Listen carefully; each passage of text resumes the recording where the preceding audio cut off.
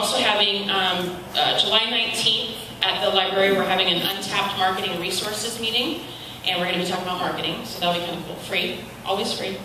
I also offer, many of you know this, but I also offer marketing consulting services if you're a Murrieta business. I can go out to your business and meet with you, and I just give you some ideas. Can't actually help you do it, unfortunately, as much as I would like to.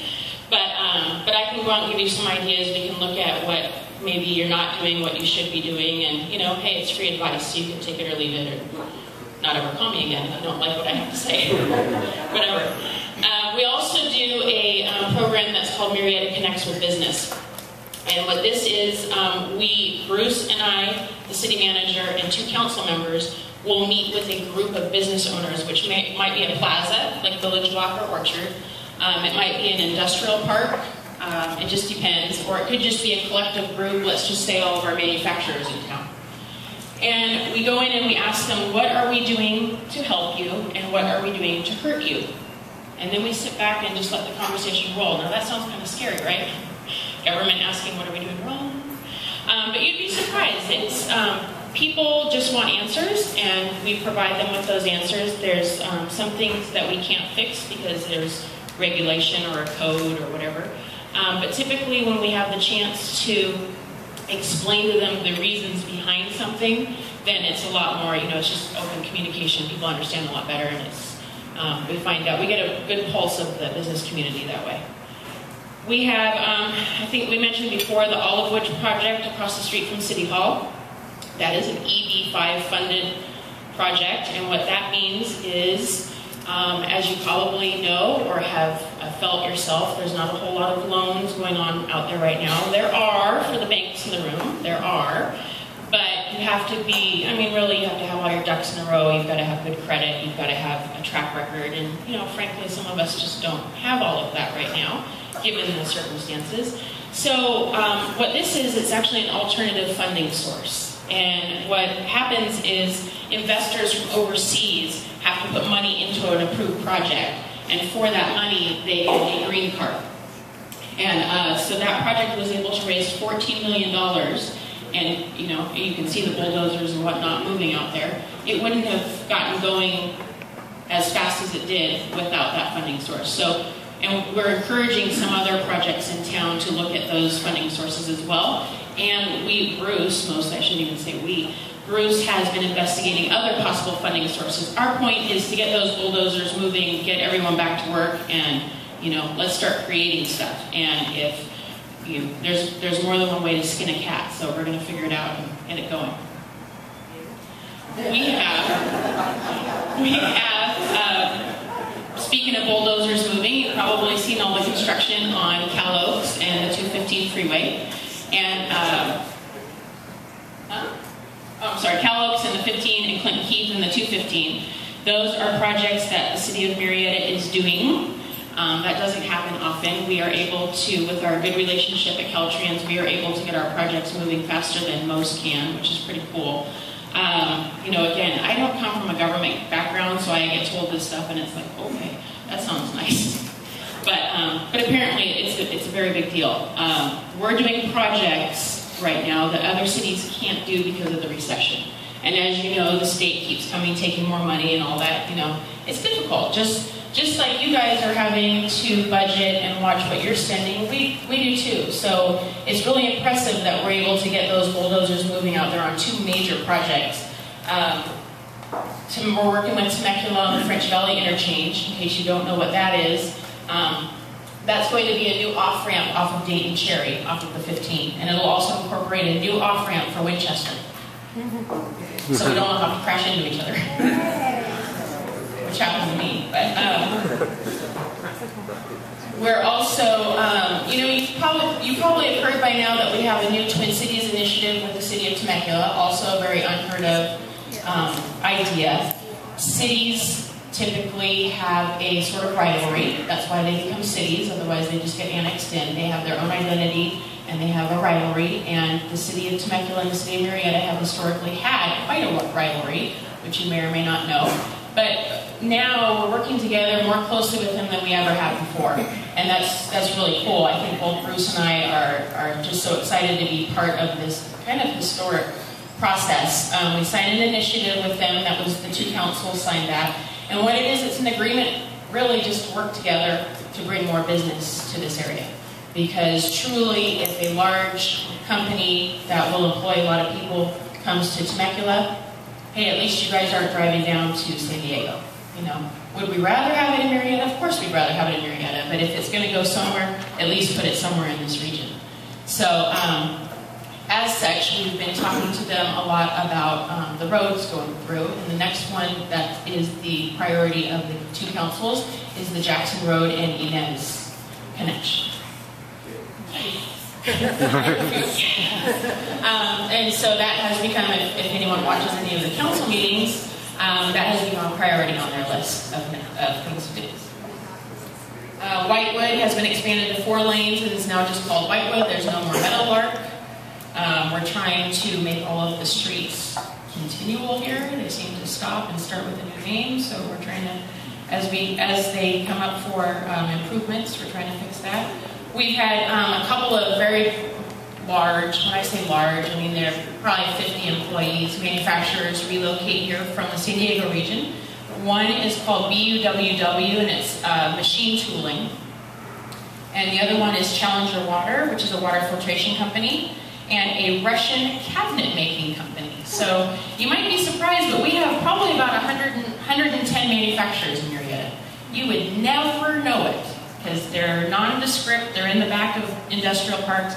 And actually, Rex and I went on an adventure for about 6 months where we were out visiting businesses once a week. And, you know, really, if you just drive up to one of our industrial parks, park your car, get out and walk around.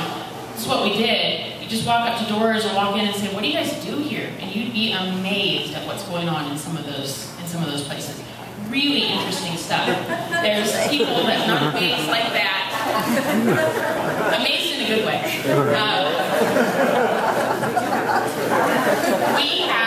There's a company in the industrial park that makes all of the, conveyor belts and labeling machines for pharmaceutical companies. Who knew? I mean, there's not even a sign on his building, you know, and then you go back there and see all that's going on. And the owners of these companies, once they got past our city badge and our chamber badge, and they thought we were there to shut them down, once we assured them that wasn't the case, they're very open and want to show you what they do. They're very proud of it. So it was really quite an interesting experience, I think, that both Rex and I had. But you'd be shocked at some of the great manufacturers that we have here in town, because you don't hear about them, you don't see them, so you think that they're not there, but we have a lot. Okay, we're almost done here, guys. Our unemployment rate in Murrieta is actually lower than San Diego and lower than Temecula.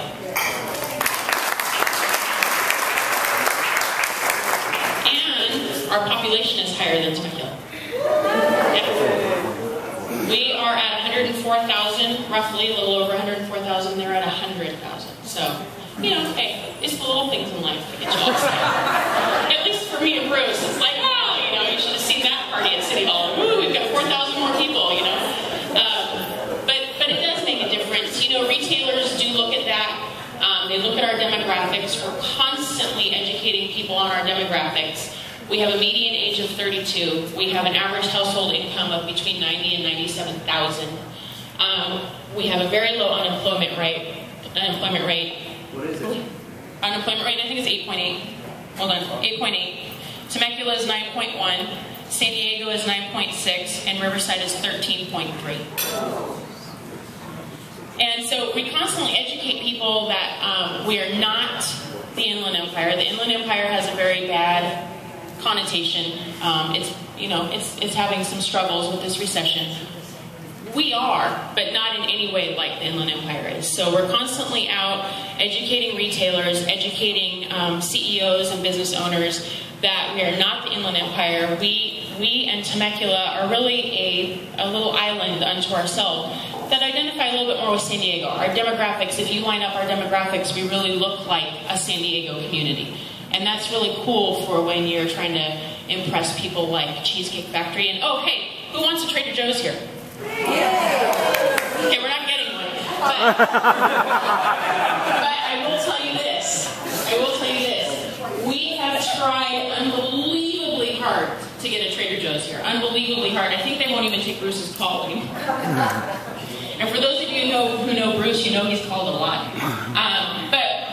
If you guys are interested, hey, we can start a letter writing campaign. It worked for the City of Murrieta. They got a Trader Joe's there because of the letter writing campaign. Trader Joe's is not convinced they're needed here. So if you're interested in that, let me know, and we can start a letter writing campaign. And, you know, hey, maybe something will come of this. It hasn't worked a lot, I'll tell you that. It's worked for one city, and a lot have tried, but all we can do is try, because we're going to tap out of ideas on Trader Joe's. We would love to get one here. We've tried so hard.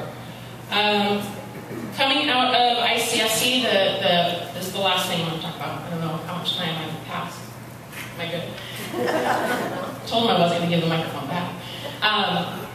Coming out of ICSC, which is the trade show we go to, we have, we probably have 15, 16 meetings a day when we go there in the 10 hours, 8, 9 hours that the trade show is open. So we're literally running from booth to booth, having meetings with people like Trader Joe's, Cheesecake Factory, Hilton, and basically it's marketing. We're educating them on we're not the Inland Empire, we're not a blighted community, we have money here, please come. And there's a couple of things that have come out of that. We've had a lot of hotel interest. Now, is there money out there to build the hotels? We're not sure yet, but we're going to try to help them find money. But we have quite a few hotel chains that are interested in putting some hotels here. We are trying very hard to get one of them to put in a conference center as well. We have a couple of big restaurants that are looking for space here. Kind of unfortunately, we don't have any vacant restaurant space, which is good news. But that means that a new restaurant would either need to do tenant improvements to a building or build a ground up. But we have some big names looking at us, and we're constantly, Bruce and I will put them in one of the city vehicles and drive them around, drive them to sites, introduce them to the brokers, introduce them to whoever needs to be done. We're doing that all the time. The other thing was, I had one more thing I wanted to say about ICSC, and then I forgot. Did I leave anything out? No, BMW. BMW opened in June. In June, right? Yeah. And from what I've heard, they are selling more cars than they even thought that they would, which is awesome. They just expanded into another facility in our automobile park that's going to be a storage facility for all their BMWs. And we're looking forward, we're trying to work with them to plan a huge grand opening that may entail some different celebrities and that sort of thing. So that'll be cool. So stay tuned for that. So I think that's about it. Questions? Or Rex is going to dance. I don't know. Do we have questions?